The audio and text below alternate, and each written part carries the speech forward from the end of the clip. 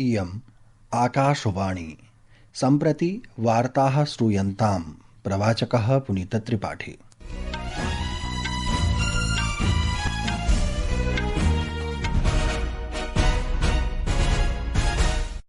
आदौ मुख्याः वार्ताः।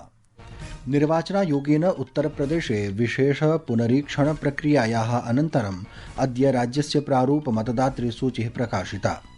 अस्यां सूच्यां 55,00,000 कोटि मतदातारः सम्मिलिताः सन्ति। शिक्षामन्त्रिणा धर्मेन्द्र प्रधानेन अद्य देशस्य 5 शास्त्रीयभाषाणां 55 दुर्लभाः बहुमूल्याः च साहित्यिककृतयः लोकार्पिताः।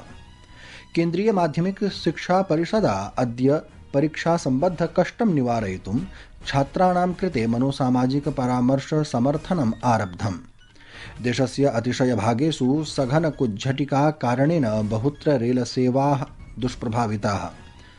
दिल्ली संभागस्य 70 रेलयानानि विलम्बेन प्रचलन्ति। अपि च भारतस्य लक्ष्य सेनः मलेशियायाः कुआलालम्पुर मलेशिया ओपन सुपर 750 इति बैडमिंटन स्पर्धा मालिकायां पुरुषैकल वर्गस्य द्वितीयचक्रे प्रविष्टः।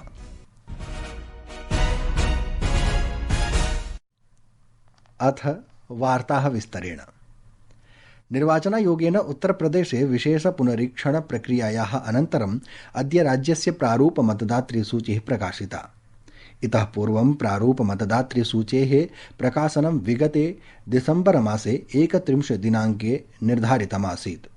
उत्तरप्रदेशस्य मुख्य निर्वाचनाधिकारी नवदीप रिणवा अवदत् यत् अस्यां सूच्यां 25,650,550,00,000 कोटि मतदातारः सम्मिलिताः सन्ति।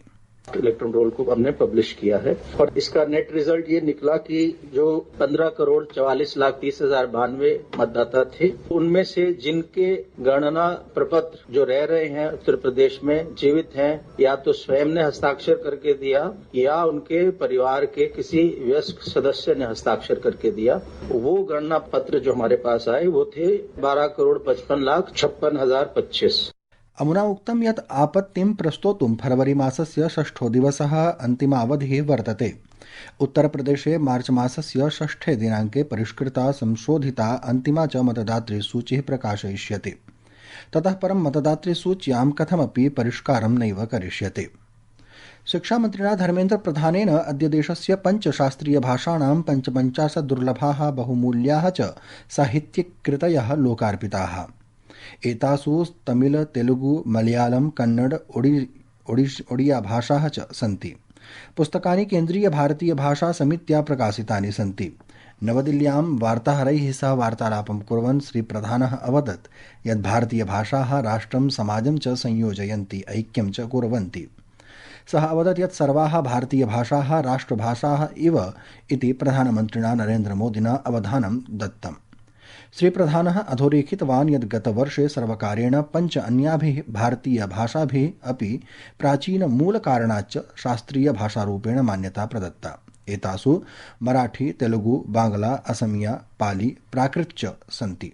हमारे पास 6 क्लासिकल लैंग्वेज होती थी, संस्कृत, तमिल, तेलुगु, मलयालम, कन्नड़ और उड़िया। बीते साल सरकार ने और 5 भाषाओं को सांस्कृतिक भाषा क्लासिकल लैंग्वेज का मान्यता दिया है। मराठी, बंगाली, ओहमिया और 2 प्राचीन भाषा पाली और प्राकृत।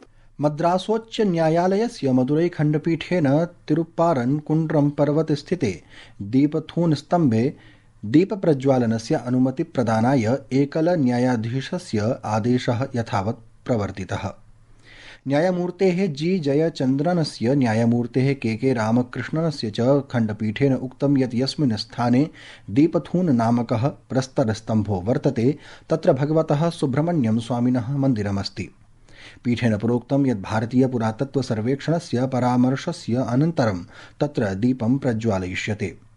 न्यायालयेन उक्तं यत् तत्र उपस्थातुं जनानां संख्यायाः निर्धारणं कर्तुं शक्यते। याचिकाकर्ता निरञ्जन एस कुमारः अवदत् यत् तिरुप्पारन् कुण्ड्रं पर्वते दीपप्रज्वालनम् अत्यावश्यकं वर्तते। केन्द्रीय माध्यमिक शिक्षा परिषदा CBSE इत्यनेन अद्य परीक्षा सम्बद्ध कष्टं निवारणाय छात्राणां कृते मनोसामाजिक परामर्श समर्थनम् आरब्धम्।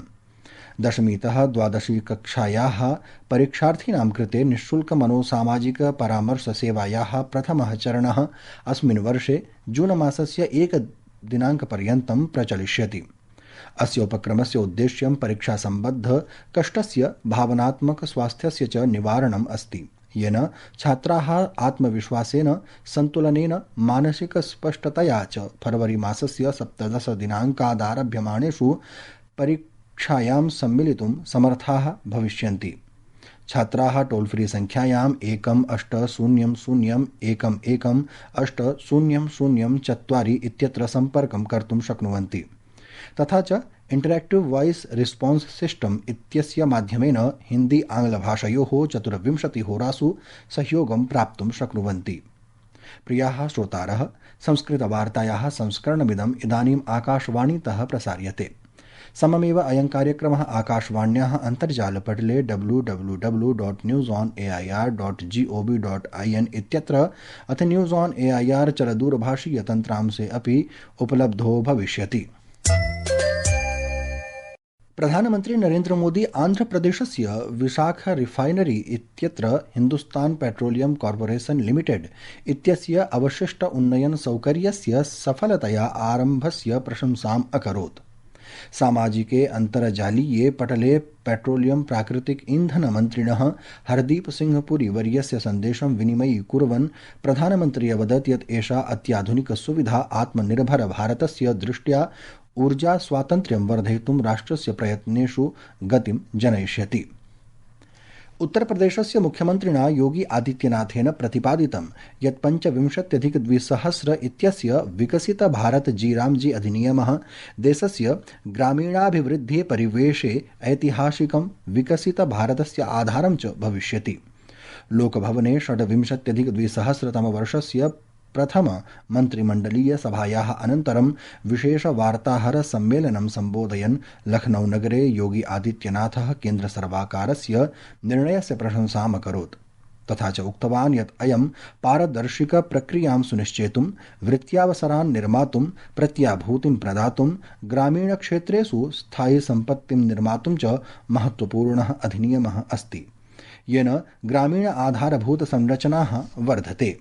बांग्लादेशस्य नरसिगडी नगरे अज्ञातैः आक्रमणकारिभिः तीक्ष्णशस्त्रप्रहारेण उपस्करादि द्रव्य आपणस्य स्वामी 40 वर्षीयः हिन्दुपुरुषः मारितः।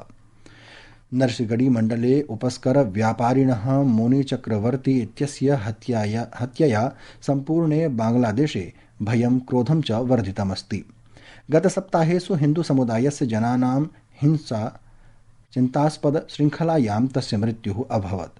मोनी इत्यस्य हत्या अल्पे काले एव चतुर्थम् एतादृशं प्रकरणमस्ति, येन बांग्लादेशे सार्वजनिकसुरक्षायाः, अल्पसंख्यकसंरक्षणस्य, विधिव्यवस्थायाः च स्थित्याः विषये गभीरा चिन्ता प्रकटिता। बांग्लादेशस्य आरक्षानुसारं मोनी चक्रवर्ती ह्यः अपराह्ने 11 वादने पलाश उपमण्डलस्य चारसिन्दूर बाजार इत्यत्र आक्रमणे मारितः। देशस्य अतिशयभागेषु सघन कुज्झटिका कारणेन बहुत्र रेलसेवा दुष्प्रभाविता। रेलविभागस्यानुसारं दिल्ली संभागस्य 70 रेलयानानि निहाराच्छादनेन, स्वल्पदृश्यता कारणेन च विलम्बेन प्रयान्ति। यात्रिणः अपि सञ्चेतिताः यत् रेलस्थानकं प्रति प्रस्थानात् पूर्वं रेलयानानां प्रचलनस्थितिम् अवगन्तुम् इति। ऋतुविभागेन अद्य मध्यप्रदेशे, बिहारे च सघन कुज्झटिकायाः ऑरेंज अलर्ट इति नारङ्गवर्णीया सञ्चेतना प्रसारिता अस्ति।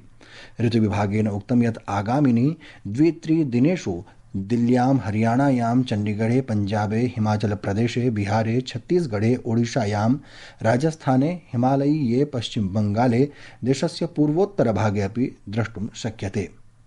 भारतस्य लक्ष्यसेन मलेशियायाः कुआलालम्पुरे मलेशिया ओपन सुपर 750 इति बैडमिण्टन स्पर्धामालिकायां सिंगापुरस्य जिया हेंग जेसन तेह इत्यनेन पराजित्य पुरुषैकलवर्गे द्वितीयचक्रे प्रविष्टः इति वार्ताः।